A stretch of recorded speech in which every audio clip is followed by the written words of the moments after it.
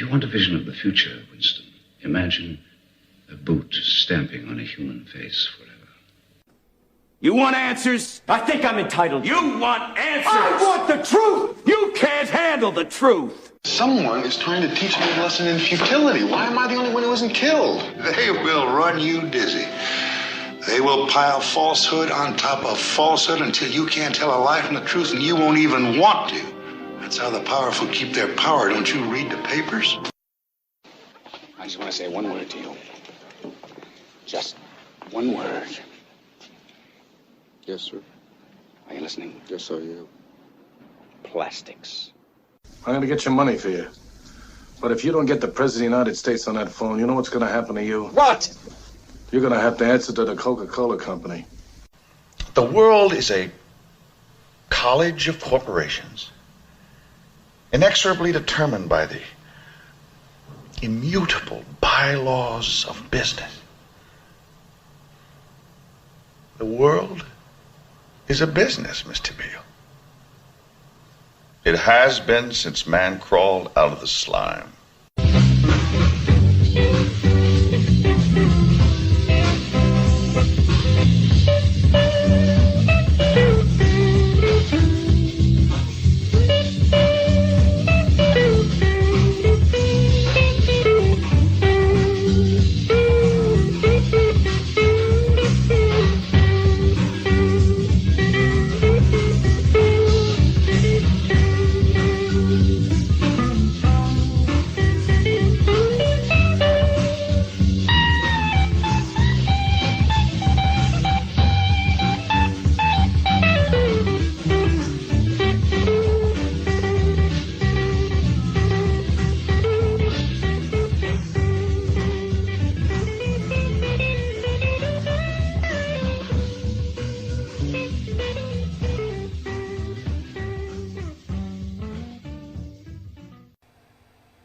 Welcome to another episode of Our Interesting Times. It's my pleasure to have Mark Devlin back on the show. Mark is a UK-based club and radio DJ and a music journalist specializing in black and dance music in its many forms. He hosts the Good Vibrations podcast. He's also an author. Of course, he authored Musical Truth, published a couple of years ago. He has recently, or earlier this year, published Musical Truth 2, which sort of continues as a continuation of his research in the music industry and entertainment industry in general. Basically, he writes about how the corporate music industry, it's not just about all fun and games. It's about cybernetics, control, manipulation of culture and such. So, Mark, how you doing? Yeah, Tim, what's going on? Good to be back with you, brother. Thanks. So, Musical Truth 2. Let's talk about your latest book, and we'll get into the conversation. Okay, so as you just mentioned, Musical Truth 1 was published in 2016, and that brought together 5 years' worth of research into the true nature of the corporate music industry and all the various shenanigans that go on behind the scenes. And I really did put my heart and soul into that book. It took quite a long time to write, and I reflected that if I never put another piece of work into the world, that would stand as my magnum opus, that would be my contribution to humanity. But happily, I got to write a second volume of it, which was published earlier this year, Musical Truth Volume 2, and it was building on the same themes, just with more information and more validation of what I put out in that first book. And it can all be summed up by stating that the corporate music industry is not there to entertain you. It's not all about fun and letting your hair down and having a good time, which we're led to believe. It's actually all about control. It's mind control. It's dictating your thoughts, emotions, perceptions, value systems. It's all done very covertly under the radar. It's all done under the guise of entertainment so that people's guard is down. Nobody's expecting to be mind controlled when they just want to listen to a favorite piece of music or go and check out a favorite band or go to a club or whatever. So all the tales that have gone into the second volume just reinforce that viewpoint, really. Many different facets to it. Many names come up in the conversation. I discuss many tactics and methods that are used. But the story is all the same, that the entertainment industry is not what we thought it was. And in fact, the corporate music industry turns out to have basically been a military-grade operation all along. And what I've noticed, and there are endless examples of this, is that the sons and daughters of military personnel instead of being put into the forces on the front line, are so often trained up as musicians and actors, and they're put into that field to serve their duty instead. So it's another way of them serving the system and being an asset to the establishment, but not in the way that people think of. And I think it was decided a long time ago that it was far easier to control entire populations of people by way of covert mind control and what would be referred to as behavioral modification, their term, not mine, than by open-faced, boots-on-the-ground tyranny that can be seen and understood and reacted to. And what comes to mind when I state that are some comments by a guy by the name of Yuri Bezmenov, who was a KGB agent, and he became something of a whistleblower or an insider, came forward a few years ago talking about some of the tactics that had been used covertly by the KGB during the Cold War years to control populations and throw their political enemies off track and, away from the target. And one of the tactics that he discussed was the creation of false heroes and role models. So, it's a military-grade operation to create gurus, celebrities, leaders that people look up to and place on pedestals and give all their attention and disempower themselves to. And all the while, these people are not who you thought they were. You think they've got there through their own merits, their own skill, through working really hard by pure random chance. But in actual fact, they've been placed there as a military-type tactic in order to divert your attention off towards them and away from other things that you might otherwise be directing it to. This was a real eye-opener for me when I first came to this understanding, but I think the whole dynamic can be summed up by stating that the music industry is nothing more than a military-grade operation.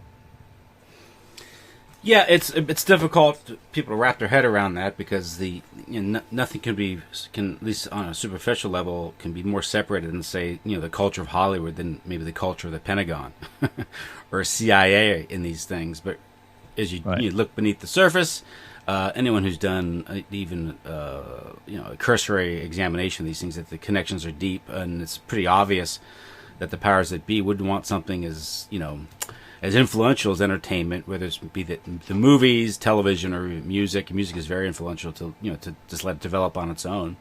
You mentioned Yuri Bezmenov, and a lot of people have listened to his interviews, what it said, and of course that's done. He spoke that sort of in a Cold War context. But the important point here is that we're talking about the forces of cultural Marxism, and really the powers that be imported the cultural Marxists into the United States in the 20th century. They fanned out, went into Hollywood and broadcasting, and most importantly the universities at a key moment here in the United States when the university system was expanding rapidly in the post-war era to meet the demand for the baby boomers in the 60s, and we saw how its bitter fruit in the 60s with the cultural revolution of that time. But the important point is this was a domestic operation. It wasn't the Soviet evil communists doing it to us. Right. In the final analysis, the whole thing we call the Cold War and communism itself was itself a product of New York and London. Right. Social engineering operation. And, it really strikes me that military institutions view their personnel as owned assets or commodities. And it seems that the offspring of high-ranking military personnel are treated as rife for usage wherever their controllers see fit. So as I mentioned, rather than always deploying them on the ground in an obvious expression of the military like the Army or the Marines or the Air Force or the Navy, I think so often these sons and daughters are pushed into the world of popular culture to be assets there. And it's long become clear that organizations like the CIA and MI5 and MI6, which we think of as intelligence operations that are on the side of the people, they're basically there to keep us safe and protect us and represent our best interests. You see this through things like the James Bond films. They create this idea that somebody like James Bond a British intelligence agent, is there to keep the world safe and to fight all these dastardly villains that are out to harm us. But the truth of the matter, in this crazy, upside-down, satanically inverted world in which we live, is that these very agencies are actually doing the harm to us. That's what they're there for. So these sons and daughters that are pushed into popular culture roles, whether they are coerced into becoming musicians or Hollywood actors or television presenters or whatever else it is, they're really no freer than their hardcore military counterparts. You know, you sign up for a career in the army and your ass is owned. But you get pushed into a career in the music industry if you come from one of these important families, and your ass is equally as owned, I would suggest. Military personnel are often used for experimentation, you know, when they want to test out things like microchipping and brain implants and stuff. They tend to use military guys and girls to test these things out because, again, it comes down to the way they're viewed. They're owned commodities, they're possessions. And I think it's no different with the entertainment business. Yes, it is about making shitloads of money for the oligarchical overlords to a certain extent. They do love to make a profit, but I think the primary purpose of these organizations is control. It's creating societal conditions and psychological mindsets within the masses to ensure that the elite ruling class can continue to maintain their position. That's what these popular culture institutions are used for, and they want tried and trusted personnel to be at the helm of these things. They want their Pied Pipers and their leaders to be under their control, so they don't go off on their own agendas. They don't express themselves individually. They continue to toe the establishment line. So I think that's what's going on. And as another example of upside down inversion in this insane world in which we find ourselves, isn't it interesting that so many regular people dream of being just like their favorite celebs? So they aspire to be rich and famous and successful as they see it. They want to live these fantastic, glamorous lives as they see them. And they long to be a famous, successful rock star or a famous, successful Hollywood actor. And the truth of the matter is that so many of these celebrities that are either born into that life by way of the family or the bloodline that they come from, or they're coerced and manipulated into it, must surely dream of being free and living a regular, ordinary life. So you got these famous, rich celebrities looking at the likes of you and I and most people listening to this and thinking, I wish I could just go back to an ordinary life. What I would give to be a grocery checkout clerk. What I would give to be a bus driver. What I would give to be, a teller in a bank, or a guy that collects the trolleys at the local supermarket, something like that. It turns out you're actually better off where you are in what you perceive to be a boring, humdrum existence than where you so desperately want to be when you look up to these celebrities and aspire to be just them. You know, I've discovered that the hard way. I used to look up to successful radio and club DJs and think, why am I not where they are? I want to be on that level. And again, how many people listening to this have looked at various other celebrities and thought, why can't I be like them? Well, the truth of the matter is, when you do the research and when you're prepared to accept the truth of the matter, you really are better off where you are. And so many of these celebrities are probably envying the likes of us and wishing they could live our lives. How's that for crazy satanic inversion in this reality? It's I mean, obviously if you going through the store and you see the celebrity rags, and there's always a divorce here or some sort of tumult here being told in the household of some celebrity, the impression you get is they're not happy people. They're just right. I guess from all accounts, want for nothing that money can buy, but they're not happy, and that's sort of lifestyle, of course, promoted, because that also spreads scandal in society. It's a way of spreading degenerate behavior throughout the culture in general. As you promote celebrity lifestyles, everyone reads about it, sort of normalizes it. Something like a figure like Elizabeth Taylor, went a long way in legitimizing divorce in American culture, where there were many marriages, and that's sort of a function. And that kind of goes back is the early days when the whole celebrity culture was created. Of course, technology plays a big part in this. It was the creation of film, particularly the talkies, the film with sound, and the establishment of a movie theater in every small town in America. And all of a sudden, you had, of course, the publication industry with celebrity magazines and these things. Now, for the first time, people were seeing these celebrities on this large screen, and they're always better looking, and they're living more adventurous, exciting lives than you, and working on a farm or something. And for the first time, the people, had the idea of celebrity. And I guess this was Edward Bernays developed this in the early part of the 20th century, and I believe his objective was to create sort of a new pantheon of the gods for the very purpose of what you say, was manipulate the culture, turn it into sort of a consumer-based, debt-based society, following their leaders, following demigods, and in its own way create a certain level of chronic unhappiness. And how you feed that is through addiction, whether it's through consumer goods or drugs, and you look at how that feeds this sort of this system that we're dealing with. Right. As you say, so many celebrities seem unhappy when you strip away the glossy, glamorous surface. They seem depressed. Half of them are on fucking Prozac, anti-depression medication. Many of them are alcoholic. Many of them just exhibit degenerate, debased behavior because they don't know how to live moral lives.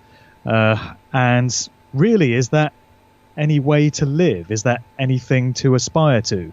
Why would anyone want to live that kind of daily existence? It's a very different world once the cameras are turned off and once these individuals walk off that stage. We don't see that. We just see the glossy public relations version of these people and their personas.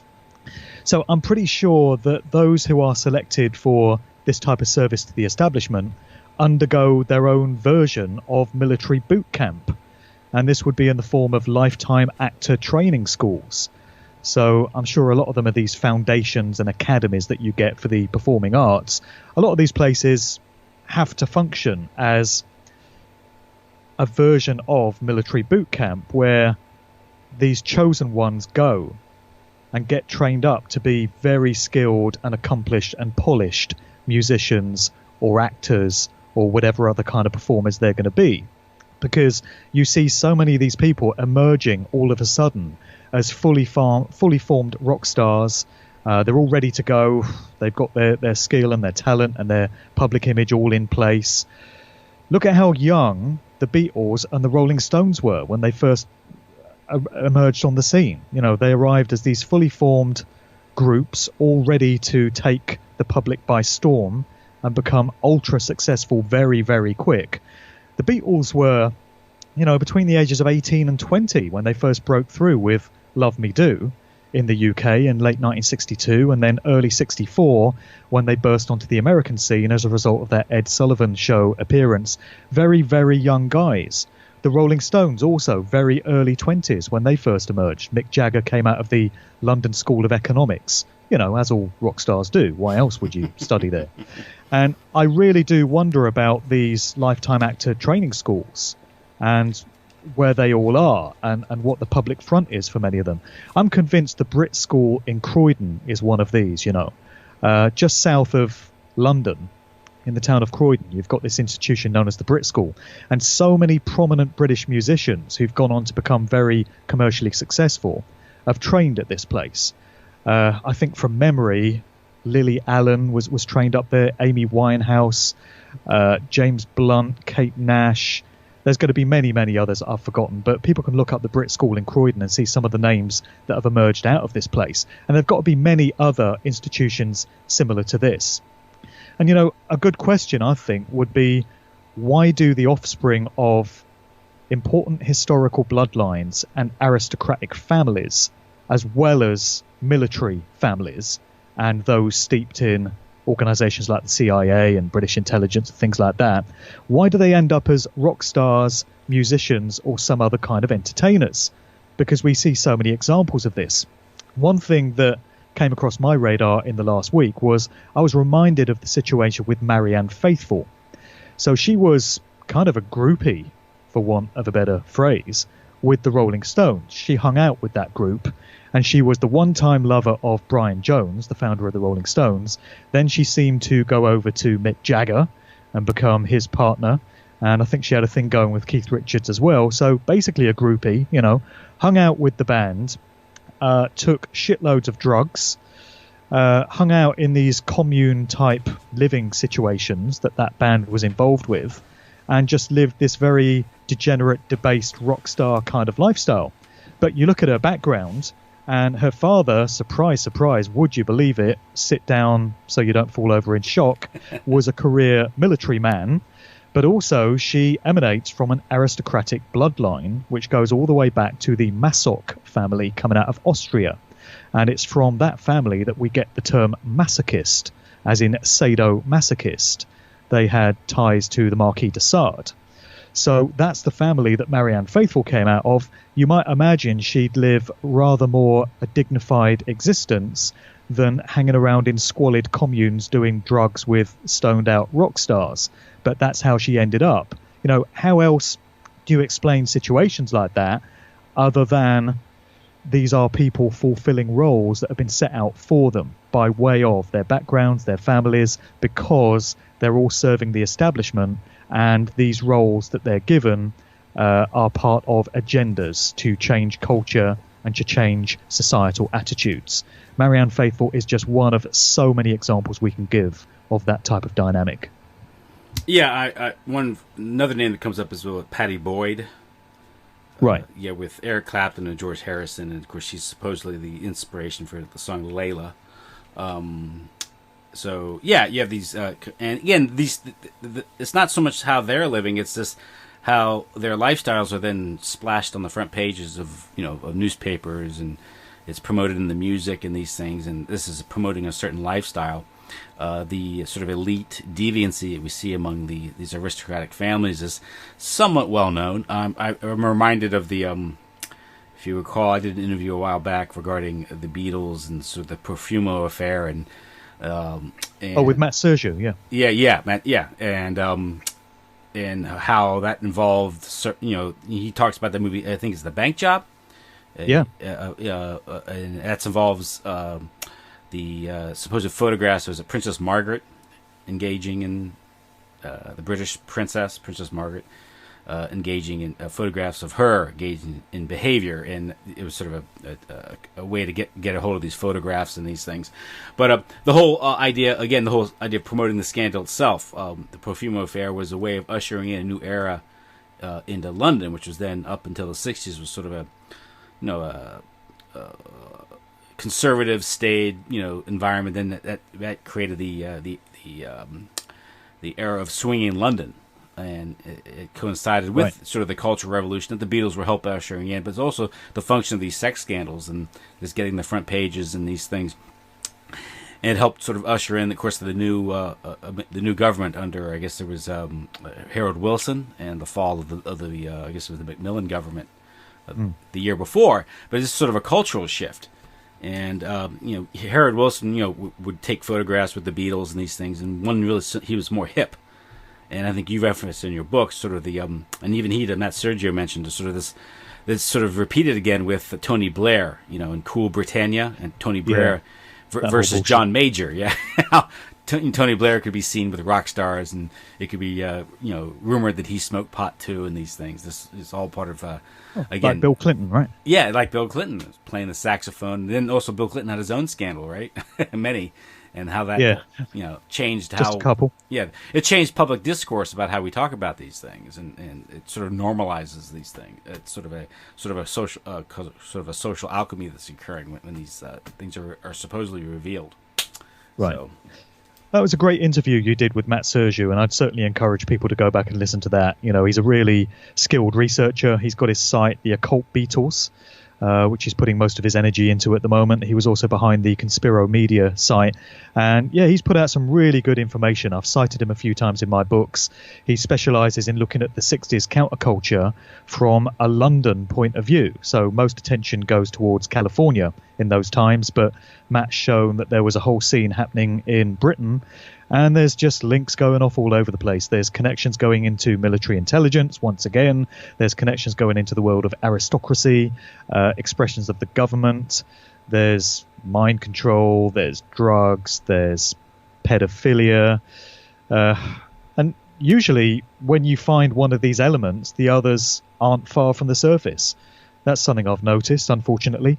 Whenever you get into military intelligence and the activities of the CIA and MI5, MI6 and the Tavistock Institute, you often find connections into pedophilia, unfortunately, institutionalized child sexual abuse and satanic ritual abuse. You also find connections going into trauma-based mind control, and you find all these connections going back into the establishment and these different families that I mentioned. Connections for days. And what's really encouraging for me now, Tim, is to see so many people doing this style of research and applying a different level of scrutiny to who their manufactured heroes really are and the real reasons why they've been served up to us. Obviously, a lot more of it needs to happen because hero worship is still very, very strong, and everyone, it seems, has their own personal guru that they place up on a pedestal. We've all been guilty of it. I certainly have. It's difficult to let these people go, but I think slowly and begrudgingly, many people are coming to a realization of how this dynamic works, and the fact that celebrities and popular household names that you've heard of are served up to us rather than having worked really hard to have got to that position under their own steam. And this is borne out by the amount of tips and pointers and little tidbits of information that I now get in daily correspondence from readers and listeners to my work. So the first couple of hours of every day now, I have to spend going through emails that have come in overnight from people responding to aspects of my work. And I don't say that to blow my own trumpet or make myself sound really great. I'm just saying it as a way of expressing how this snowball type effect is happening, where people can take something that a researcher has put out and it can inspire them to do their own research, do a bit of digging off their own backs, and they come up with some information that other people may have missed, and they offer that in the spirit of cooperation, and all this information gets pulled together, and we can start to see patterns forming, and we can start to see connections which you might not otherwise have seen. So it's really satisfying to see this process taking place. And as I say, people bring stuff to my doorstep every single day now and say, have you come across this? And you mentioned this about such and such. Well, did you know this aspect of their backstory? And did you know that they're connected to this particular institution? And it's all starting to come together now. And it's a really great thing. It's incredible that so much of this information has laid dormant for decades, literally decades. Thinking about the work that Matt is doing that we just mentioned on the 1960s scene. Here we are 50 odd years later, finally piecing together bits of information and forming connections and forming patterns that nobody has done for the past 40 or 50 years. Look at how much research is now going into Paul McCartney and who he may really be and who he certainly isn't, and the true nature of the Beatles and why they were created 50 years after the event. It's amazing that people are doing this, but we're able to because this is an era of information sharing almost exclusively as a result of the internet and people being able to communicate in ways that they previously weren't. So it really is a great thing.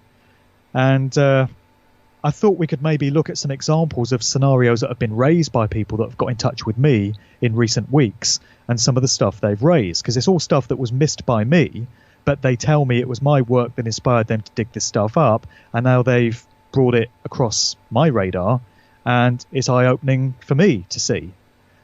So maybe we could look at some examples of that, if you're happy to do so.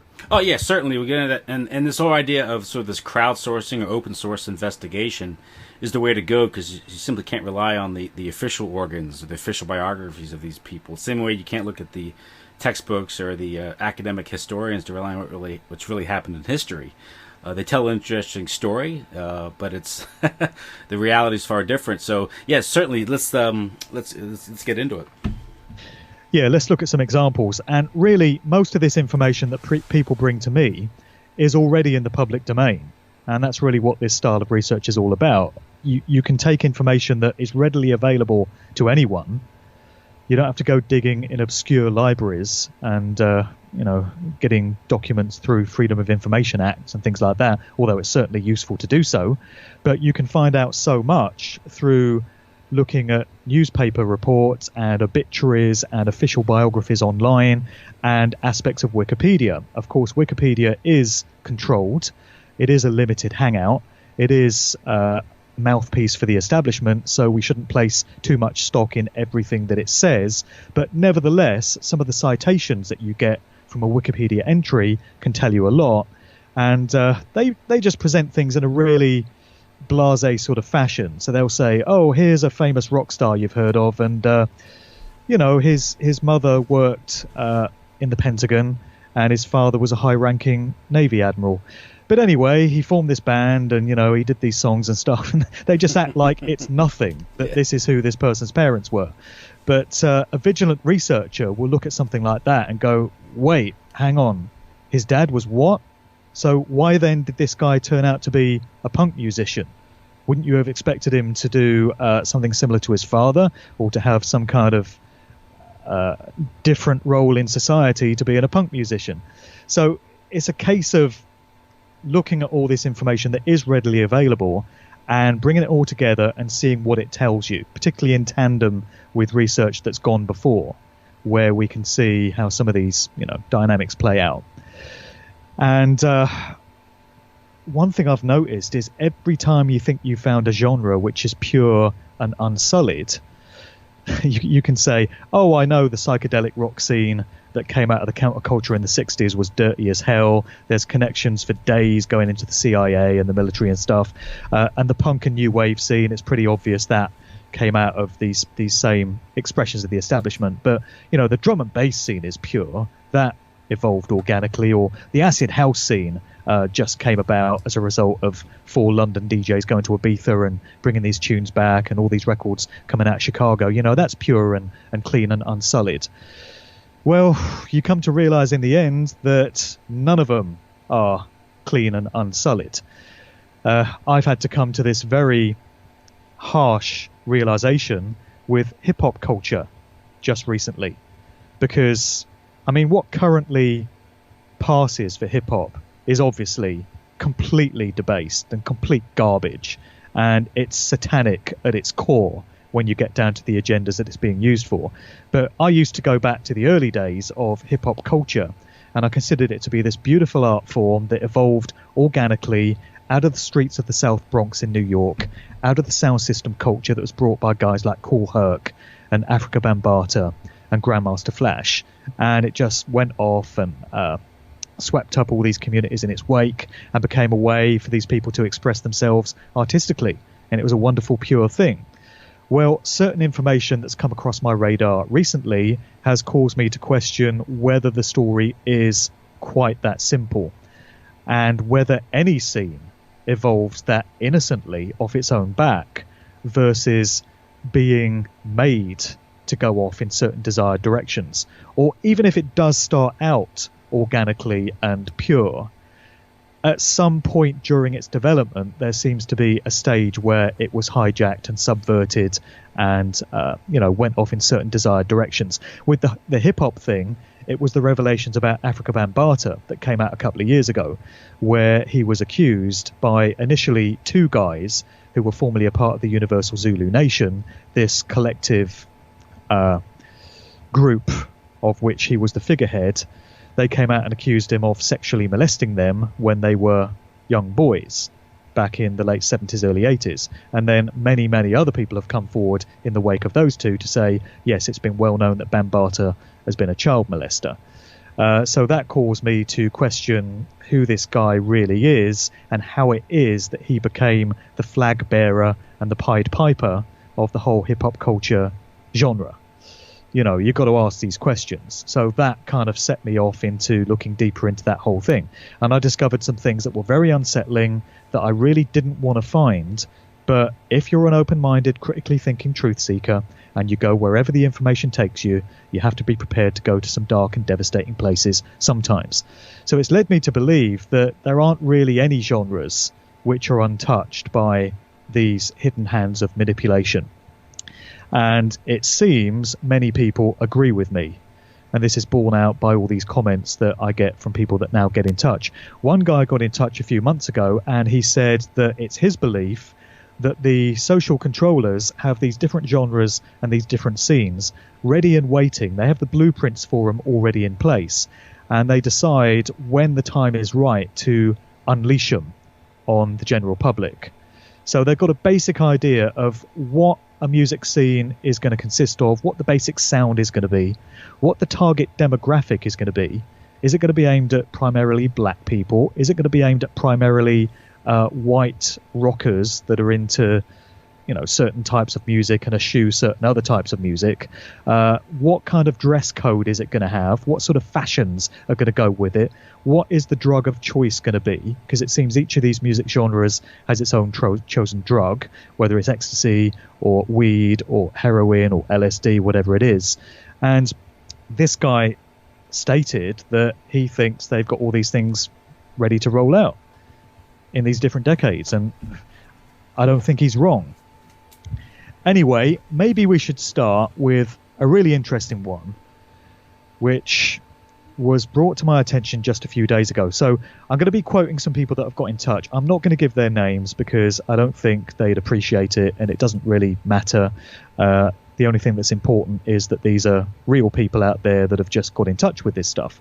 So this one person raised the question of the Smiths, the group The Smiths that came out of Manchester, an indie group in the mid-80s, very successful, very influential. And they had a song out in 1986 called Panic, which people might be familiar with. It's very synchronistic, this, because a couple of days before this person's email landed in my inbox, I'd been in a bar listening to some music, and the Smiths' Panic came on the radio. And I thought, damn, I've not heard this song for years. And it just kind of renewed my interest in it. Then, at the weekend, I was watching a show on BBC4, which was all about the year 1986, celebrating the music of that era. And they had this little sequence where they showed the video for Panic by the Smiths. So that's twice that song came into my consciousness directly before I received this email. So I think this was supposed to happen. So this person raised a conspiracy theory, for want of a better phrase, which seems to have first emerged in 2012 in the wake of the revelations about Jimmy Savile. So Jimmy Savile, as people may be aware, was a BBC TV and television presenter that was employed by the corporation for several decades, from the 1950s all the way through to a few years before his death. He died in October 2011. In October 2012, almost exactly a year later, revelations came forward to show that Jimmy Savile had in fact been a serial paedophile, almost certainly a necrophiliac, and according to some researchers, although it doesn't seem to have been completely validated, a killer in his own right. But he was certainly a serial child abuser. Many, many victims have come forward in the wake of his death to state that he abused them, and many of them state that it happened on BBC premises in his dressing room. He used to present this show called Top of the Pops for many, many years. He became a household name. He was referred to as a national treasure. That's another good question. Who decides who's going to be a national treasure? Bill Cosby was a national treasure, right, in the States. So who decides on these titles? Who decides Rolf Harris is going to be a national treasure? This is social engineering as well. These phrases are created for us rather than us inventing them. So all these revelations about Savile came out in 2012. On a few chat forums towards the end of 2012, a few people were picking up on lyrics to the Smiths song Panic. And there's this one particular lyric where Morrissey, he name checks a bunch of English towns, and also Dundee and Dublin in Scotland and Ireland. And one of the places he references is Leeds, and the lyric goes, "The Leeds side streets that you slip down, the provincial towns that you jog around." Now, Jimmy Savile was from Leeds, and he did what on the surface was presented as a lot of great work for charity. This involved him jogging and doing marathons, races at various towns around the UK. Almost certainly his charity work was a way of getting him close to kids, because he was the patron of various hospitals, including the spinal injury unit of Stoke Mandeville Hospital in Aylesbury, where he would turn up in the wards and visit these kids that were paralysed and bedridden and couldn't move or get out of their beds. And, you know, Jimmy Savile coming into your ward has got to be your worst bloody nightmare when you're in that condition, right? Yeah. So a lot of his activities were done under the guise of him being this really nice guy that cared and did a lot of good work for charity. He was close personal friends with the royal family, Prince Charles in particular. He was close personal friends with Margaret Thatcher, the British Prime Minister. He was knighted by the Queen twice. He was close personal friends with the Pope. So, you know, lots of questions arise here. Are we really to believe that none of these people knew about this guy's true nature? So what people have been speculating on is that Morrissey, who's always been seen as a very outspoken, controversial figure, may have had some kind of inside knowledge very early on, 1986, many, many years before Savile was exposed, of what this guy was all about. The official story of how the lyrics to the Smiths' Panic came about have it that Morrissey and Johnny Marr of the Smiths were listening to this Radio 1 broadcast in April of 1986, where the news had given details of the Chernobyl nuclear reactor disaster in Russia that happened that year. You know, this very grave piece of terrible news. And they say that directly coming out of the news, you had the Radio 1 disc jockey Steve Wright, who started to play Wham's I'm Your Man, this happy, fluffy record. And, you know, he got into DJ mode and he was like, "Oh, this Radio 1 is fantastic. Here's Wham, I'm Your Man." And they were objecting to the fact that he was being so light-hearted and trivial about this terrible piece of news that had just happened. So we're told that they penned this song Panic, and it was largely in protest at Steve Wright. So when you get the refrain of the song, hang the DJ, it's supposed to be them in reference to Steve Wright. I wonder if that's the case, though, because in this song, they say, "Burn down the disco, hang the blessed DJ." Steve Wright was a radio DJ, or more a broadcaster than a DJ, more so than any kind of club DJ, whereas Jimmy Savile started his career as a nightclub DJ in discotheques. So we have the lyric, "Burn down the disco." There's a few other connections that I've noticed. Many researchers are of the belief that Jimmy Savile dyed his hair peroxide blonde in this very striking, iconic look that he rocked for the rest of his days, in homage to Myra Hindley, who was one of the Moors murderers. Myra Hindley and Ian Brady killed a bunch of children and buried their bodies on Saddleworth Moor, close to Manchester, in the 1960s. Absolutely horrific stuff. They became notorious public figures in the 60s. Jimmy Savile befriended Myra Hindley and is said to have been infatuated with her to the point that he dyed his hair so that he looked a lot like her in her publicity photos. And Savile travelled around all over the place. He certainly worked for a time in Manchester, very close to where the Moors murders took place. The Leeds connection is interesting because Savile came from Leeds. And we had a spate of horrific rapes and killings in the UK in the 1970s, going into the very early 80s, by this character known as the Yorkshire Ripper, this guy Peter Sutcliffe. One of the Yorkshire Ripper's victims' bodies was discovered in Leeds, very close to Roundhay Park, where Jimmy Savile had an apartment. And Savile became close personal friends with Peter Sutcliffe, the Yorkshire Ripper, visiting him in jail many times and being photographed with him. And he introduced the boxer Frank Bruno to Peter Sutcliffe as well, and they became friends. This is all pretty worrying stuff. So, you know, there's some Savile connections with the Yorkshire Ripper there. And then it goes back into Morrissey and the Smiths, because Morrissey also seems to have been infatuated with the Moors murders of Myra Hindley and Ian Brady, because he published a song, he composed a song called Suffer the Little Children. And the lyrics to it are pretty harsh, where he's naming some of these poor kids that were murdered by this satanic couple. And let me just get the lyrics here. Over to the moor, take me to the moor, dig a shallow grave, and I'll lay me down. Leslie Ann, one of the victims, with your pretty white beads. Oh, John, you'll never be a man, and you'll never see your home again. Oh, Manchester, so much to answer for. You know, this is a very dark, very unsettling song that Morrissey put out. So there is a suspicion among some people that Morrissey moved in such circles as to have inside knowledge of what Jimmy Savile was all about, and he was expressing it in this song. Some think by way of warning people in a very coded, covert way, because he couldn't come right out and say it. But then you get counterclaims from certain people who will say, well, there's more to know about Morrissey than meets the eye, and some people seem to think that he may be involved in some sort of pedophilic activity himself. This is all alleged, of course, nothing's been verified or validated, but people point to this song of Morrissey's called, now what is it called? Just give me a second to find the lyrics, because I've got them here. I don't know if you got any reaction to that so far, Tim, while I look for these lyrics.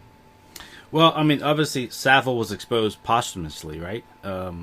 Yes. So after he was dead, he was safe to I guess, expose.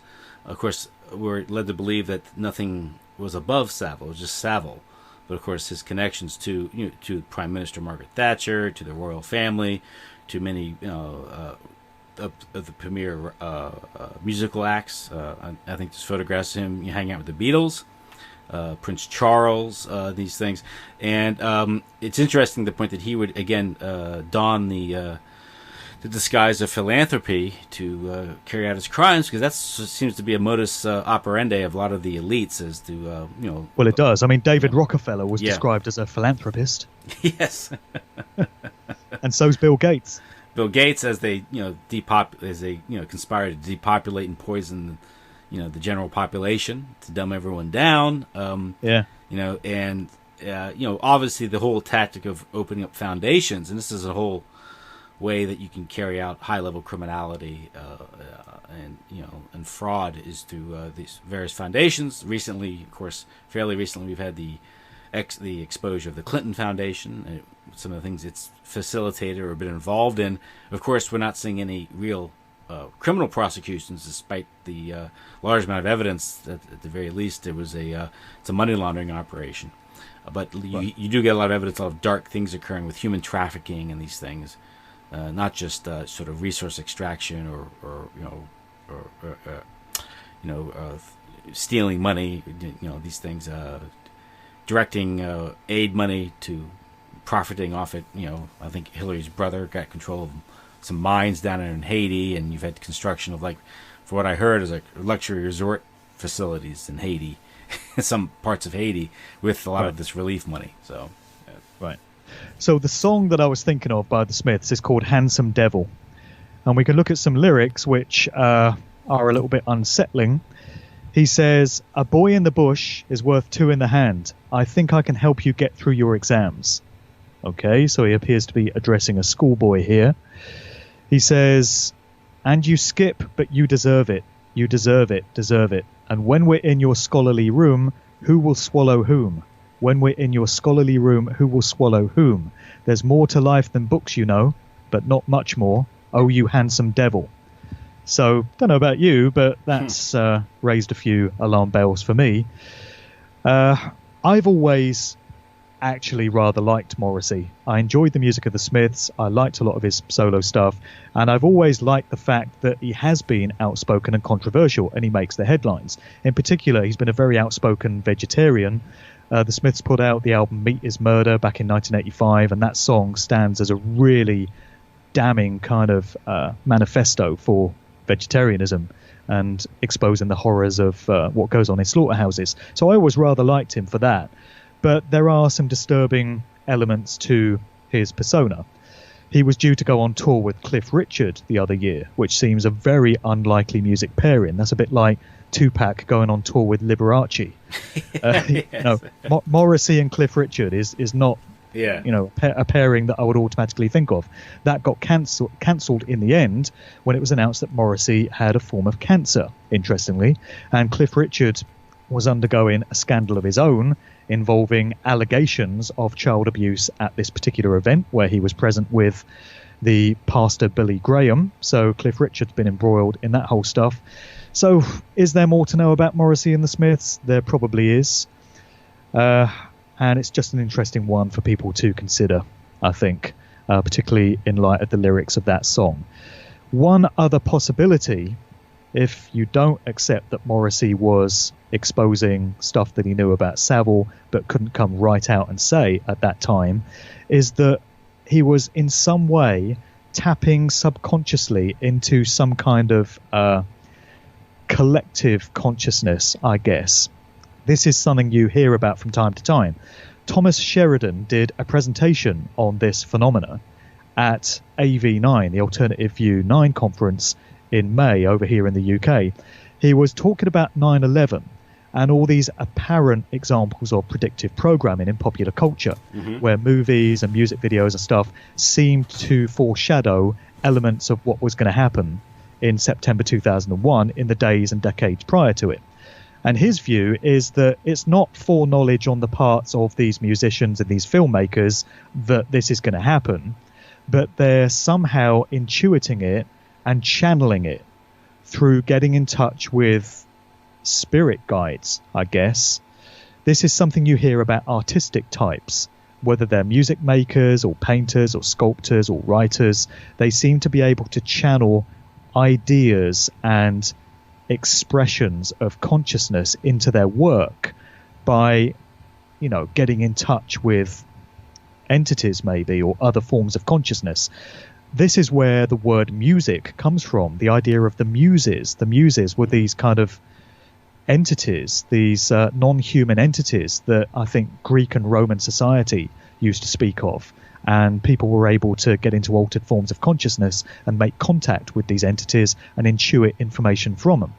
So people have speculated that maybe Morrissey was unknowingly tapping into the public consciousness of 2012 when the people of Britain found out about Savile, and the sentiment indeed would have been hang the DJ, get this guy that's been slipping down these side streets of Leeds. So I don't know, people can make of that one what they will, but this is something that is suggested for why certain songwriters bring things into their lyrics. You hear it with the likes of Led Zeppelin and the song Stairway to Heaven. I think Robert Plant and Jimmy Page have actually spoken about how they channeled stuff into the lyrics of that song and they're not entirely sure where it came from. I think Elton John and David Bowie and many others have spoken of this process in their songwriting, bringing it out of the ether and putting it into these songs. So maybe that's a thing. Maybe that really happens. Yeah, a sort of a sixth sense, you could say. So exposing these things, yeah. Well, that kind of idea. Well, I mean, in the book you mentioned the guy who claimed that the music, when it was more analog, was actually there were some satanic incantations put into the music. Tim, just hold on 1 second, mate. Okay. Yeah, I was saying. Well, in this case, you have the sort of the sixth sense being serving the some sort of revelatory process. But in the book, you also cover how music can be. You had the person who claimed that even when music was even analog, that certain incantations, satanic incantations, were put into the music to have its effect when you listen to it, and and then you ponder, with of course the advent of digital technology and these things, what's being done to the subconscious when we listen to these music. Obviously, we have lyrics, the reprises, and these things.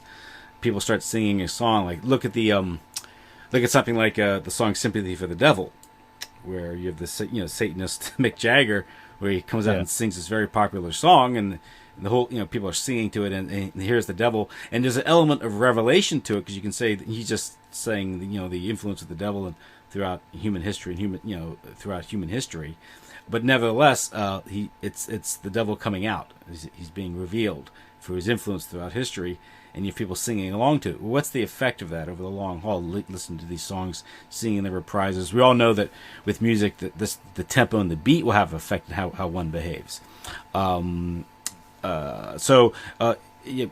was the guy back? He said he I forget the person's name in the book. How he said, John Todd Collins. John Todd Collins, yeah. So he was known as John Todd, but he also seems to have been known as Lance Collins, and he comes from the Collins family, which is one of these important bloodline families. And there's another example. This guy comes out of one of these important bloodlines, and he's placed to work in the music industry in one of these high positions with various record labels and Zodiac Productions, one of these distribution companies, and there he is presiding over all these acts and all these bands in one of these influential positions. It's just another example of how all this gets done. And the thing about songwriters just intuiting this stuff out of the ether, I'm sure it happens unknowingly in many cases. And if you asked many of these musicians where they get these songs from, they wouldn't be able to tell you. Or they might think that it came to them one night in a dream, or they were in a shopping mall one day and they saw a sign or something that just registered with them, whereas in fact it's come from somewhere else. They maybe don't even understand the process that's taken place themselves. But, the record industry is so demonic at its corporate level, it turns out. And there's all kinds of occult practices that go on and ritualistic behaviors that who knows what capacity there is to be in touch with entities and other forms of consciousness. I think demonic possession is a very real thing. We hear of so many musicians who change persona when they get up on stage, and they even admit to it. They say it feels as if something has taken them over. There's many famous quotes along those lines. And I think this is all very real stuff which happens in these industries. Oh, yeah. You have examples of, Britney Spears supposedly breaking out of her programming, shaving her head. And she comes out of the Disney stables. And same thing with, Lady Gaga, Katy Perry, who, from all accounts, was very different before she, it wasn't just changing because you're famous, but you're talking about a whole persona changes. And even guys like Ozzy Osbourne back in the day said, it feels as if I've been taken over by something. I hope it's not who I think it is. Making comments like that. So it's been going on forever. Yeah, and this goes back to sort of, I guess you make it sort of a Faustian bargain or a pact with the devil. And these things, and obviously, when you decide to pursue a career like that, it just goes like we mentioned earlier, how people longing to be famous, to be a celebrity. That itself is sort of a satanic, a satanic desire, because it just simply isn't something that that's natural or normal. How we relate to one another, how people relate, because that whole celebrity culture is plastic and fake. It's not real. I mean, you're starting out with a satanic mindset, which is all about me, me, me. What do I want? What suits me? So you're kind of rife for manipulation by these industries if you start out with that viewpoint. I want to be famous, and I don't care who I have to trample on to get there. I think that's how they select many of their key players. I certainly think that was the case with Jay-Z, who always showed himself to be so wildly ambitious, and he wanted to be rich and famous and influential at whatever cost. And they love people like that because you're already exhibiting a tenet of Satanism with that kind of mindset before they get you along to their fucked up eyes wide shut style parties and all the rest of it, So that's an aspect of the selection process, I'm sure. Yeah, the whole notion, just idea then, the good life is just living a normal life, and no one may not really, may not even be recognized other to the extent that outside your immediate family or something, and people that's not going to satisfy you. You need acclaim. You need to be on the stage, and that is satanic. You shall be like a god, that's right. So.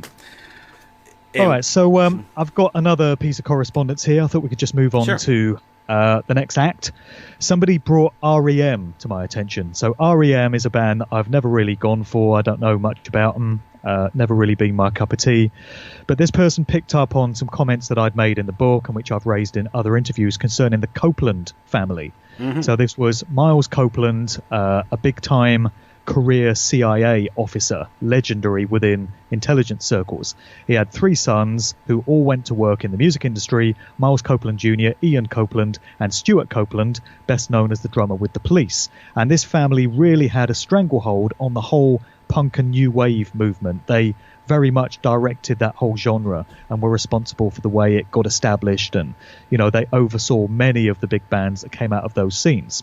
So this person said to me, as you may know, REM was signed to IRS and FBI booked their shows. This was a little in-joke from the Copeland family. They named all their companies after expressions of the government. So they had International Record Syndicate, IRS, and Frontier Booking International, FBI.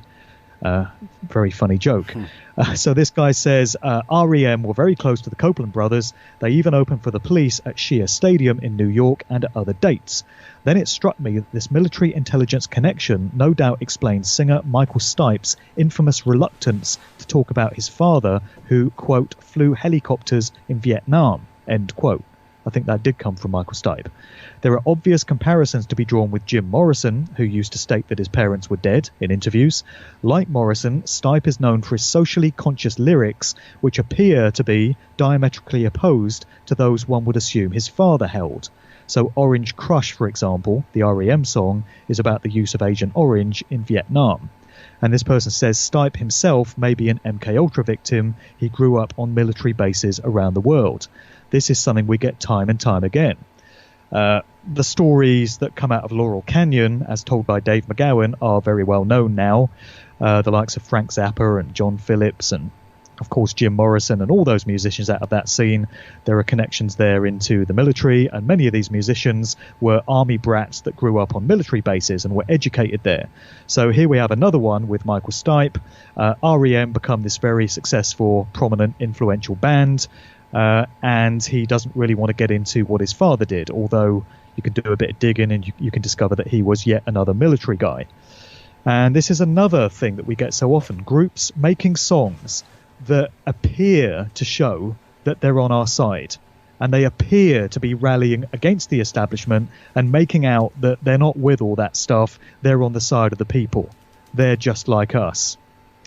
I used to fall for this trick, and when I would hear a band or a musician put out a song like this, I would fall, drink the Kool-Aid and think, oh, well, I've got them all wrong. Listen to how they're rallying against all this establishment stuff.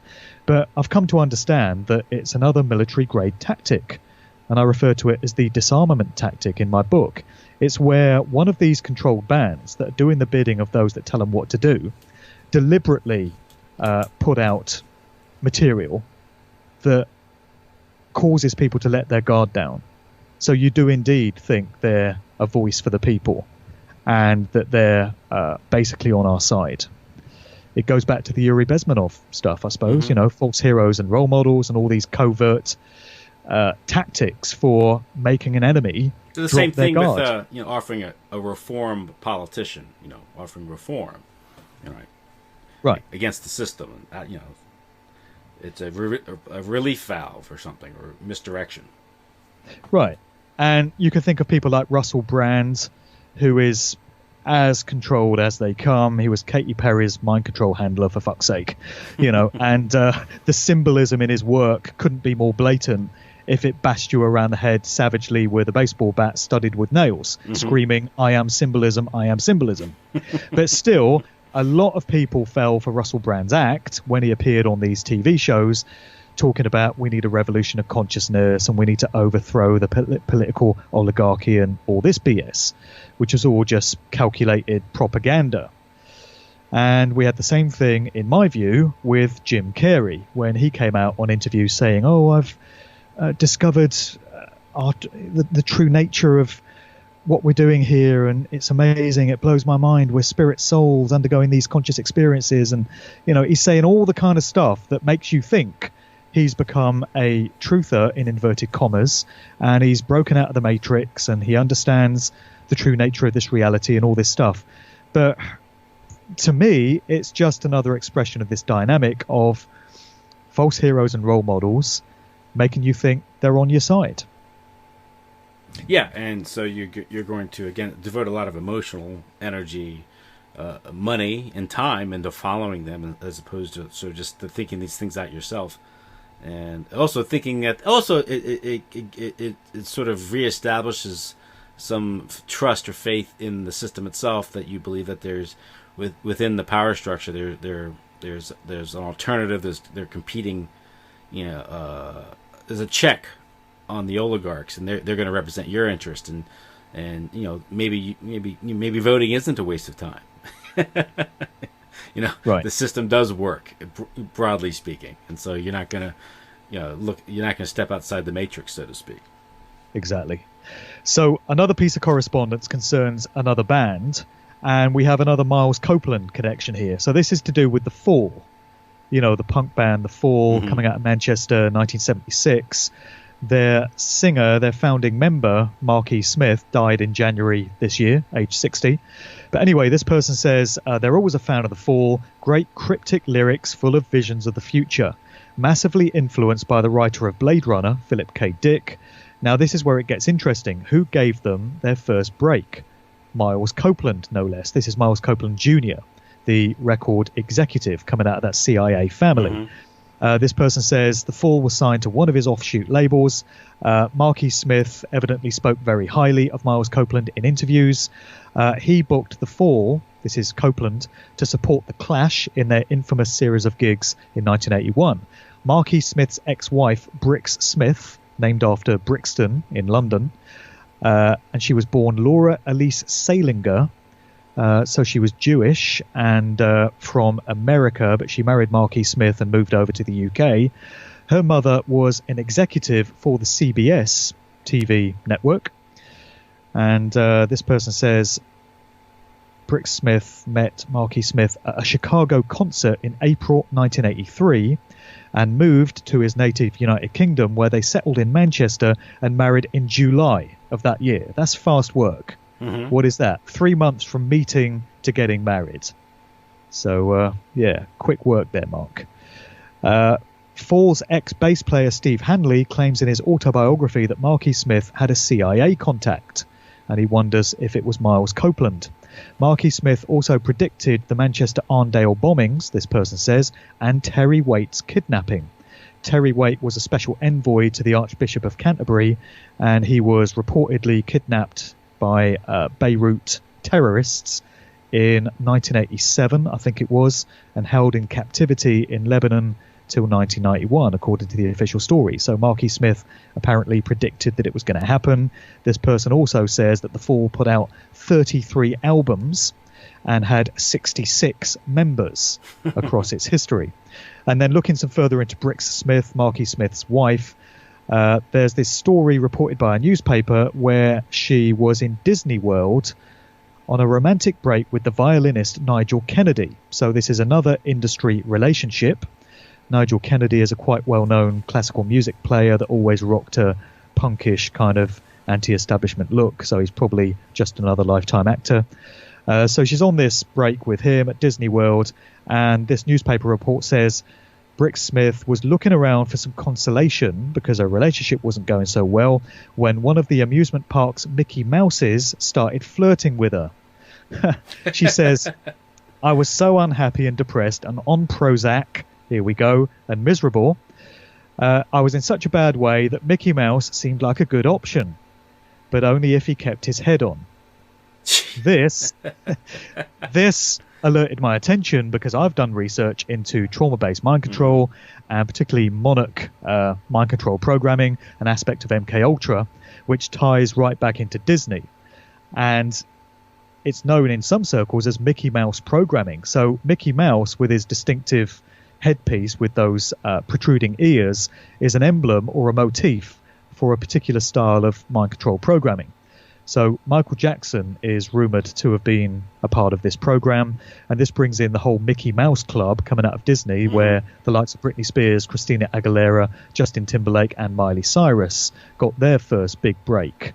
And you also have the electronic dance music artist coming out of Canada known as Deadmau5, real name Joel Zimmerman, whose little party piece is to appear behind the decks doing entire DJ sets with a bloody great Mickey Mouse head on. So is it just coincidence that Brick Smith talks about wanting to get it on with Mickey Mouse, but only if he wears his distinctive head? Or is that a little knowing nod to this aspect of mind control programming? It's more a question than a statement, but it's another one that is worth people considering, I would say. Yeah, and also the whole the Mickey Mouse Club and sort of this blurring of distinction between human and animal is sort of you can almost see it as sort of a degradation agenda there going there. And obviously we see it now in a lot of music videos. You also mentioned the whole idea of these celebrities serving. You mentioned how she mentioned being on Prozac, and a lot of them these celebrities with their addiction to drugs over the with prescription drugs sort of promotes a pharmacological agenda that we see kind of suggested, or that was Aldous Huxley wrote about in Brave New World. Everyone's on their summer pill and their unhappiness. Well, here I am. I'm on Prozac, and that you see that in all types of TV shows and movies. It becomes normal, and now we have a situation. I think where 25% of the adult population here in the United States is on some drug.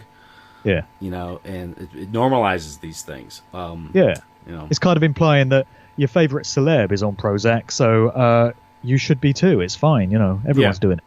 Yeah, and they seem to be functioning okay, so it's okay. Yeah, right.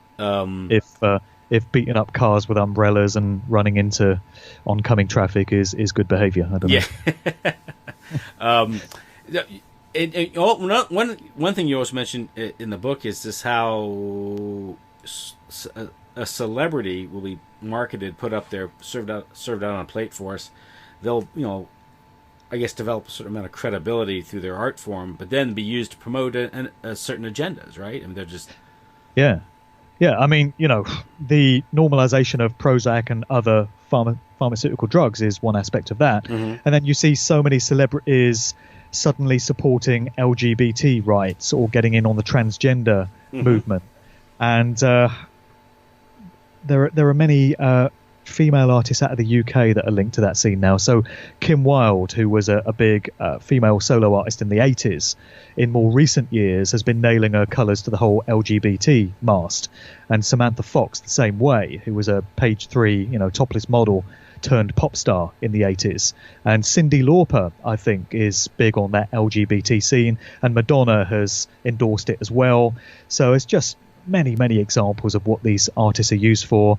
And we've got even grime artists like Skepta out of the UK now seemingly endorsing the transgender agenda by saying that he's gender fluid and he wears women's clothing and it's cool because everything's non-binary now. Mm-hmm. It's all so obvious. It's all agendas, and they just use these celebrities to normalize these things. And kids who look up to somebody like Skepta are going to think, oh, well, if he thinks it's okay, then I guess it must be. And then there's the whole transhumanism thing as well. You've got artists like will.i.am out of the Black Eyed Peas that always appears as a cyborg and a robot, and it's making people that follow his music think, oh, well, technology is the future. Isn't it great? Artificial intelligence is obviously a really good thing because will.i.am is telling us it is, so it's nothing to be afraid of. You see these agendas all over the place, and it just becomes so freaking obvious, to be honest, once you've seen it a few times. So another thing that was brought to my attention concerned Fleetwood Mac's Danny Kirwan, I think is how you say it. So somebody emailed me about this guy, and he said this guy's been institutionalized for the last 40 plus years after being fired from the group Fleetwood Mac. He and Peter Green both lost it after an incident in Munich when they were both given acid at a very wealthy commune that they'd been lured to. This reminds me of Timothy Leary and the acid experiments he used to do at Millbrook Mansions, which was this country estate that was bequeathed to him by the Hitchcock Mellon wealthy banking family. Another banking family, yeah. Exactly. I mean, what else would you use a country mansion for other than LSD experimentation, right? It's obvious. So that brings to mind that whole scenario.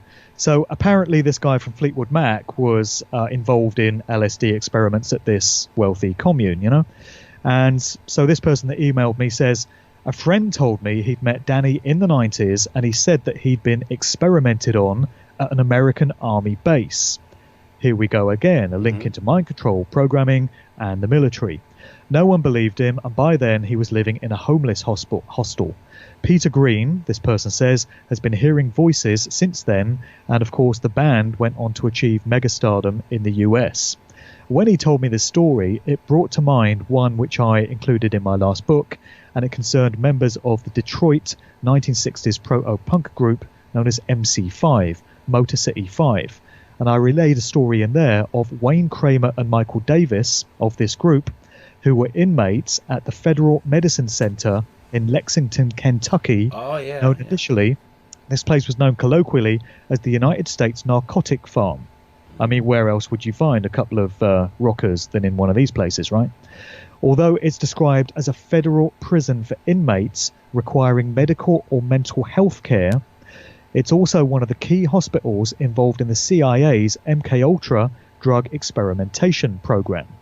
So a couple of members of MC5 pop up in this place. Why am I getting flashbacks of the hospital in One Flew Over the Cuckoo's Nest here with Jack Nicholson? And it turns out that William Burroughs, the beat poet, who so influenced the counterculture scene of the 60s and the later punk and new wave scene, the likes of William Burroughs and Allen Ginsberg and all these beat poets were real cultural heroes of those scenes, for some reason, also attended the same institution, this narcotic farm.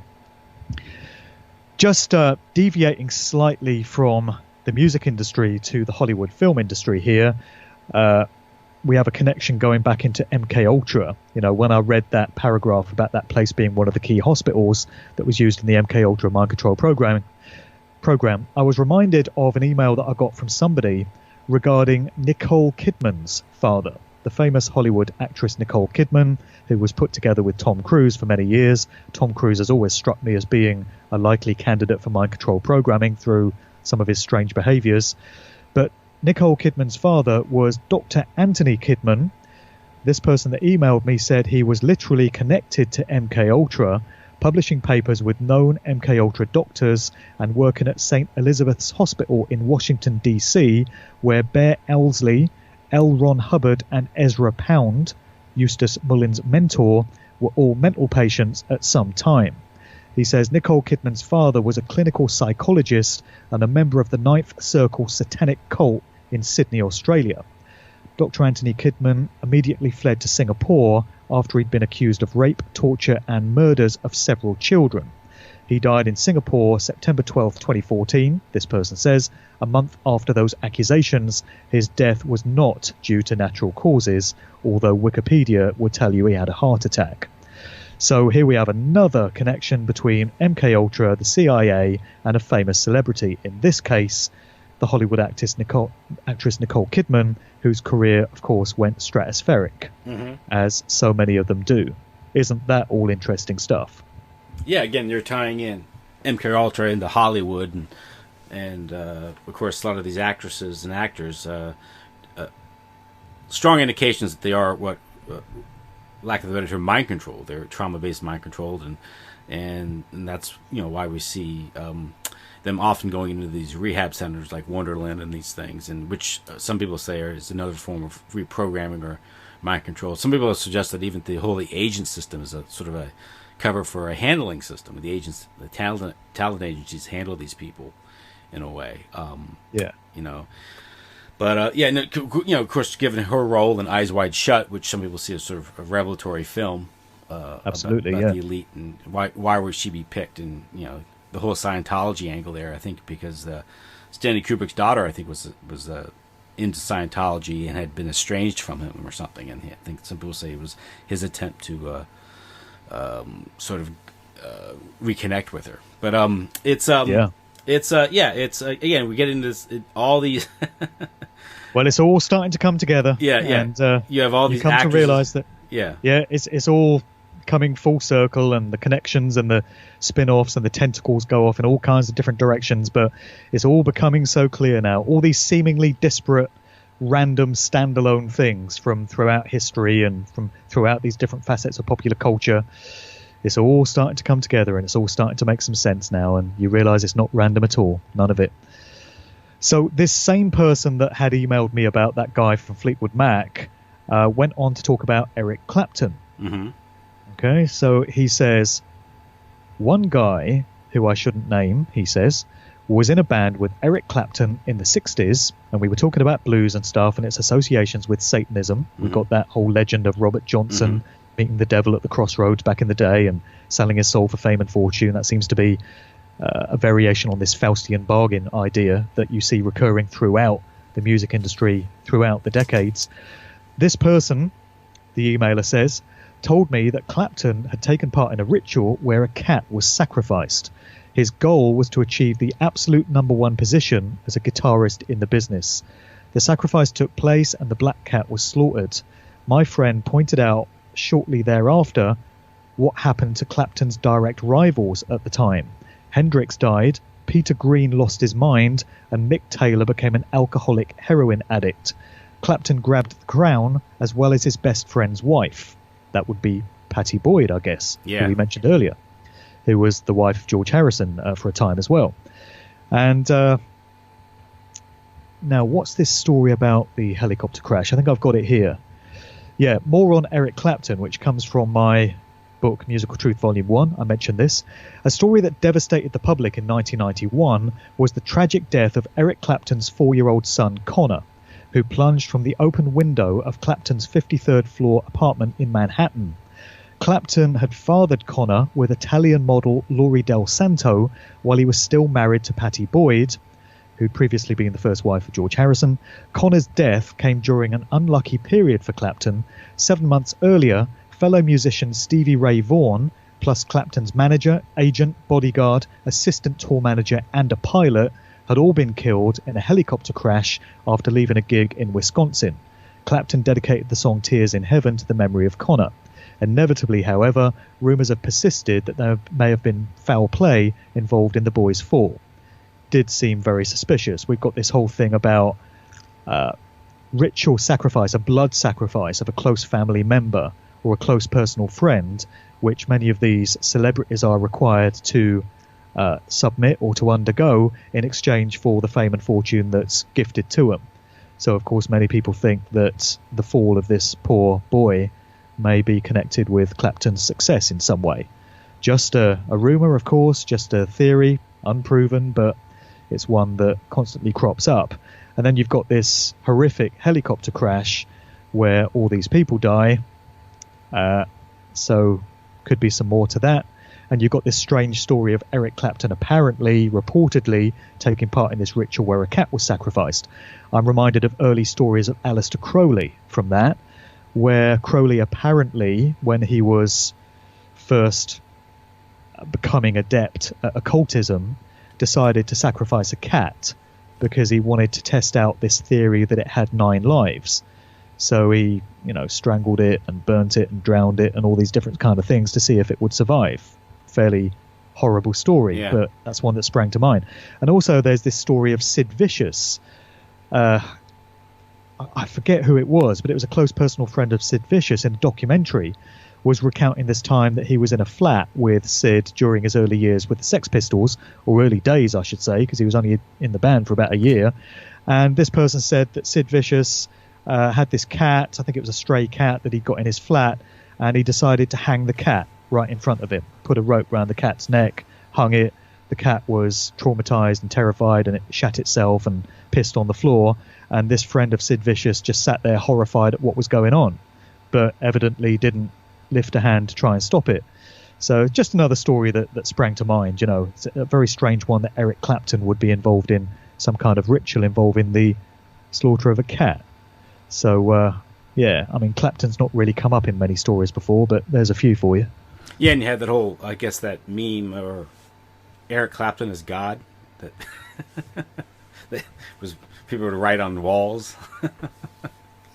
It's interesting that if you're a blues musician or an aspiring blues musician, you're kind of entrained to think of Eric Clapton as a blues guitarist god. Mm-hmm.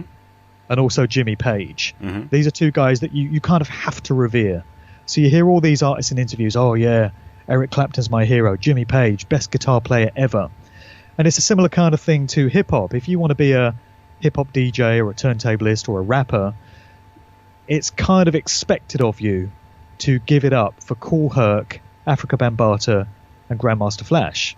I know this because, coming up as a hip-hop DJ myself, you kind of have to embrace Bambaataa as a demigod, as a leading icon of that scene. And if you don't call him out and say that he's an inspiration, people don't tend to take you seriously in that field. It's interesting that you've got these Pied Pipers that you kind of are expected to revere in these circles. And Clapton would be one. Mm-hmm. Mm-hmm. And it's very hard, again, it goes back to what you were saying earlier, when you do revere these people as either, role models or icons or great artists that have inspired you, and, a huge part of your life, identifying with them, it's very hard to accept that they are indeed sort of satanic Pied Pipers. They're leading you and your entire generation to destruction. Right. Nobody wants to hear that. No one wants to hear that. No one wants to hear that they can be so buffaloed or fooled and taken into this, because they take it as, I guess, an insult to their own intelligence or their dignity as a human being, their free will. But they're being,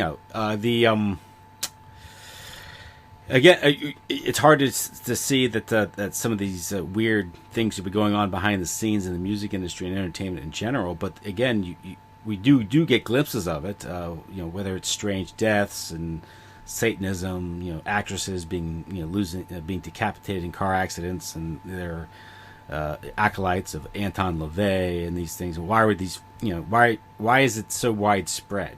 If it's not important, it doesn't reveal some the true nature about the industry itself and what it's seeking to do. Right. Obviously, with mass communication and technology, the power of music and entertainment is undeniable. And do you really think that those in power are not going to use it to exercise and maintain control over society in general, when historically it's always been used that way? The arts have always been somewhat weaponized, and technology itself just affords them a greater opportunity. Look at today's, you alluded to people's addiction to technology and the internet and these things, and how people are so wired in now. We're bathed in electromagnetic radiation now with Wi-Fi this, Wi-Fi that.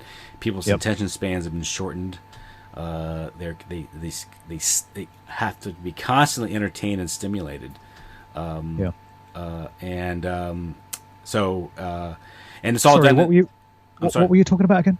No, sorry, it was a bad joke. That was a bad joke. Yeah. Sorry, I was checking my email. Sorry, carry on.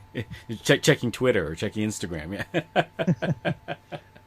And I see it. I mean, it's especially in succeeding generations. I think I've heard you talk in other interviews that some of these people from when younger people aren't going to know anything else other than complete full monitoring.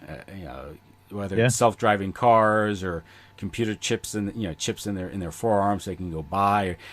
We're the last generation. We're the last generation that recalls saner times. You and I and everyone of our age group. That's it. Yeah. And again, it's one of these things where it's this cult of technology, which with people like Elon Musk and Bill Gates sort of put out there to promote the cult of technology and these things, And the whole I guess satanic thing is largely salvation through technology, right? I mean, that's the transhumanist thing, right? You can become a god because you can upload your consciousness to the mothership and then download it into some sort of cyborg and live forever, which strange enough, they actually have that vision, right? I mean, it's... Yeah. I mean, how has humanity coped these last few thousand millennia? I mean, how have we coped without this technology? It's unbelievable. Mm-hmm. But here we are now anyway. So the aspect of technology brings us into the next piece that I wanted to raise. Mm-hmm. And of course, there's connections back into the world of military intelligence. Why wouldn't there be? It's the music industry. Come on. How can it be any other way? So somebody else got in touch and they put me onto this story involving Blink 182, which is another group that I've not really paid attention to. But there's a story involving that group's Mark Hoppus. Mainstream news story emerged just recently. Mark Hoppus had shared details of a rather novel plan he once hatched to capture Saddam Hussein. The bassist and singer of the punk veterans took to social media to reveal that he once advised a Navy admiral on the most effective way to capture the then president of Iraq and remove him from power. And he says this happened on an aircraft carrier in the Persian Gulf. I mean, where else would you expect a punk group bassist to be than on an aircraft carrier in the Persian Gulf, right? Where else would they be hanging out? And what else would they be doing with their time other than advising a Navy admiral on how best to capture the dictator of some overseas nation? I mean, it happens every day in punk groups, right? Normal. So apparently this guy's plan, this was his tweet. This is from the news report. At the time, Hussein was in hiding but continued releasing videotaped messages to his followers. And Mark Hoppus says, my idea was to have trucks with big speakers drive around blasting time code just out of the frequency range of human hearing, but within the dynamic range of the video camera's microphone. When Saddam released a tape, he would have inadvertently recorded the time code. Of course, this doesn't take into account the fact that there were Saddam Hussein doubles who were actors for the CIA creating these videos, but that's by the by, I suppose. He says he would have inadvertently recorded the time code. Using the time code, you could go back and forth and pinpoint a general radius from where the truck was. With that information, you start the search, he says. So, you know, a punk band assisting the intelligence community. And that put me in mind of another equally bizarre story that emerged in January of this year concerning the electronic dance music producer Moby. And he claimed that he'd been called on by the CIA to spy on the Russians in the wake of claims that they'd somehow manipulated the American election for Trump to win. So he said, I got a phone call from the CIA one day and they said, would you do some espionage work for us? So presumably he was in between producing tracks and he said, yeah, I've got a couple of days free. I'll do a bit of spying work for you. You know, what else does a dance music producer do? And in my last book, I just mentioned in passing that Moby was born Richard Melville Hall on September 11th, interesting date, 1965, and he just happens to be a direct descendant of Herman Melville, who was the writer of the Moby Dick novel, and he hailed from a Freemasonic family. But it's just a coincidence that Moby just happened to become a high-profile electronic dance music producer. And, you know, one of his ancestors wrote Moby Dick and was a famous novelist from a Freemasonic family, and he gets phone calls from the CIA. Just a coincidence, nothing to worry about. Yeah, it's one of these, yet another example of how we're dealing with ties or concentric circles. You know, how the publishing industry, entertainment, intelligence, corporate, banking, it's all one system, and they're interlinked because they all affect one another. Obviously, if you're entertainment and music, it's going to be cultural control, and cultural control is a big part of maintaining financial and political control of the population in general. So, you know. Yeah. And if there's anyone at this point who's been listening and they still think that all these stories can just be explained away as random chance and just the way it goes and there's no connections or patterns here at all, I think you're listening to the wrong podcast. Yeah. I think you need to go and get yourself a Friends box set, or go and watch The X Factor, or go out to McDonald's and cruise the mall and buy the latest iPhone or something like that, because there's nothing more I can tell you, really. Yeah. It's James Bond character says it happens once, you know, it's just an accident. It happens twice, it's a coincidence. 3 times, you did an operation. that was Goldfinger in the original novel. Yeah. So I've got one more for you, Tim. If you want to, sure, go there. Go ahead. Okay, so another piece of correspondence, and as I say, I'll get these daily now. So I've just selected a few that we could talk about here, and I've selected some bands that I think are going to make people's ears prick up and make them pay attention. This one concerns the group Genesis. So I got an email one day and somebody said, I've always loved Genesis. Is there anything nefarious about them that I need to know? And by that point, nothing had really come across my radar. So I said, well, I don't think so. They seem to be fairly straightforward. And I think it was a couple of days later that I got an email from somebody else saying, I've got some stuff about Genesis that doesn't sit easy with me. So it's as if the universe was answering the question and was directing this stuff my way. Mm-hmm. And it was saying, don't be so friggin' naive. Of course, there's stuff to know about Genesis. Here you go. So this one person said, my favourite rock band was Genesis. I liked a lot of their early songs, especially when Peter Gabriel was in the band. They seem to have some deep Illuminati or ancient mythological meaning and references in their lyrics. Could it be that the band was conveying something of hidden meaning rather than just straightforward songs? Well, yes, I would say it is. And this person goes on to reference a song called The Fountain of Salmacis, I think it is, if I've pronounced that correctly. Or Salmacis, Salmacis. And he says, when you do a Wikipedia search for the Fountain of Salmacis, it's a Greek mythological reference to child rape. And this person says maybe the Fountain of Salmacis was a Hellenic sculpture in the town of Bodrum, Turkey. The album from which this song is taken was entitled Nursery Crime. And there's another song called Musical Box from the same album, which has some strong but vague references to sex with children, this person says. So then you dig a bit into some of the members of Genesis. Couldn't discover too much about Phil Collins, but Mike Rutherford certainly had a father, William Francis Henry Crawford Rutherford, bit of a mouthful, who was a Royal Navy captain, would you believe it? And then he became a manager in industry upon his retirement from the service. And then Peter Gabriel, you discover that his great-great-great-uncle, Sir Thomas Gabriel, note the Sir, was a baronet, and he served as Lord Mayor of London from 1866 to 1877. So there's some major aristocratic bloodline establishment links going there to Peter Gabriel, who just happens to crop up 2 or 3 generations later as the frontman for a very influential rock group. Genesis emerged out of the Charterhouse Public School in Surrey, which is one of these establishment breeding grounds. It's a very elite public school along the lines of Eton and Sandhurst, where all these future politicians and military types and business leaders emerged from. And they were discovered, it turns out, by Jonathan King. Jonathan King was a pupil at Charterhouse Public School also. He was a few years older than the band, and when they were teenage boys, alarm bells, Jonathan King is said to have persuaded them to form a band, and he became their manager, and he got Genesis on the scene.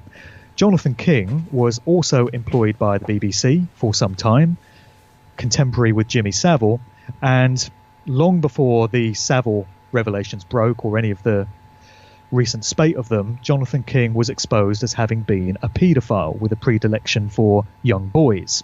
He ran a discotheque, just as Jimmy Savile had, called the Walton Hop in Walton-on-Thames, Surrey, and this was a breeding ground for young boys. It was basically a place where paedophiles would go to pick up children and then take them away and have their wicked way with them. Jonathan King presided over that discotheque. That's what it was.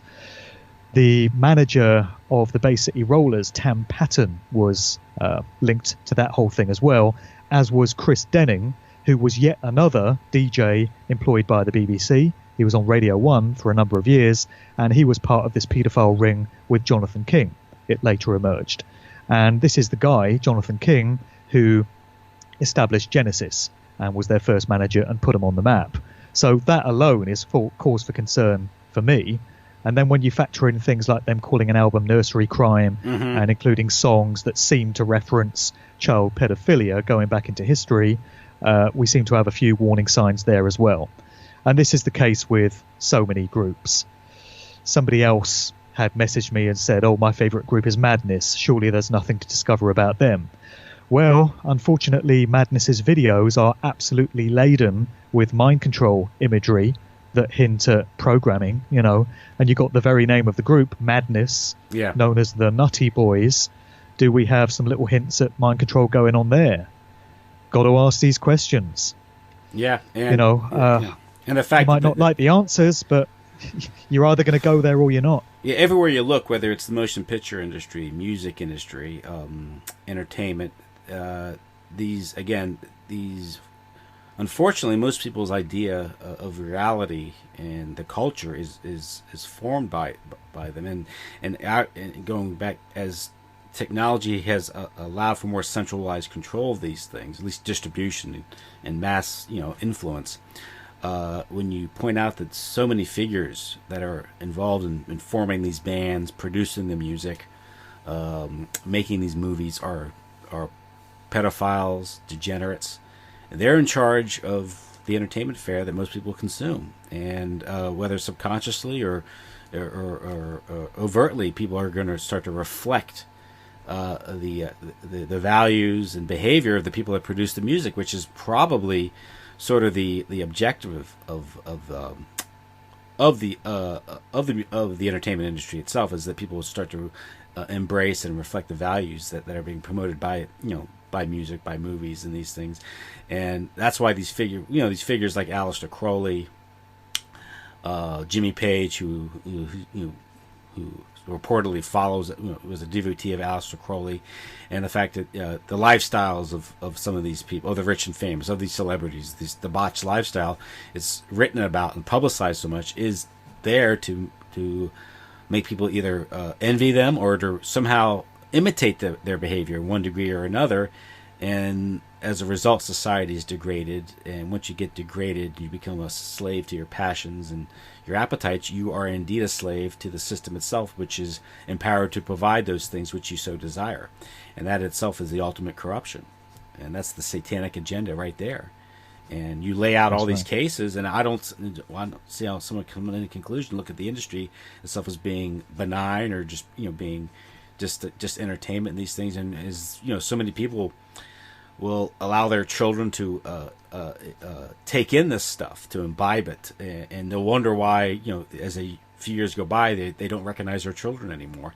And we're right now ourselves. I'm supposedly a Generation Xer, but we saw with the baby boomers how corrupted they became, and how morally corrupted or compromised they became, and how their inability to to not control but raise their kids in a way to protect them from these cultural vampires that seem to dominate society now. And we see it now with, I think we're seeing the later stages with so much family breakup and confusion. We see it with gender fluidity, these things. Obviously such confused states are going to be made all the more worse when you have societal breakdowns, family breakup, destruction of community. And this all goes to this whole idea of globalism, and the idea of breaking down of communities, so everyone is just sort of an atomized individual with no roots, whether be they ethnic, religious, or or even philosophical. And those type of people, which unfortunately probably constitute a larger majority of the general population, are perfect subjects for the New World Order, which might be the ultimate agenda here. So, well, they really did a number on the baby boomer generation, because they were just coming of age in the mid to late 1960s, having been born at the tail end of the Second World War, and they had all that social experimentation done on them coming out of the counterculture era. They must have really hated that generation, and they must really hate millennials. These kids that were born round about the turn of the century, 1999, 2000, just coming of age now. Look at what's been served up to them. Look at the straight garbage that passes for music now. I've not heard anything in the mainstream charts in the past 18 years, certainly, that I can imagine being played in 50 years or being hailed as a classic. These nostalgic shows they do, I love the 60s, and you have people getting all misty-eyed and nostalgic about how great the decade was, and this band were fantastic, and do you remember this scene that we were a part of? Who's going to be doing that in even 20 years from now, going, oh, Nicki Minaj, she was great, Miley Cyrus, do you remember her? Justin Bieber was fantastic, oh, DJ Khaled made great records, 2 Chainz, he was marvelous, Young Thug, oh, what a rapper.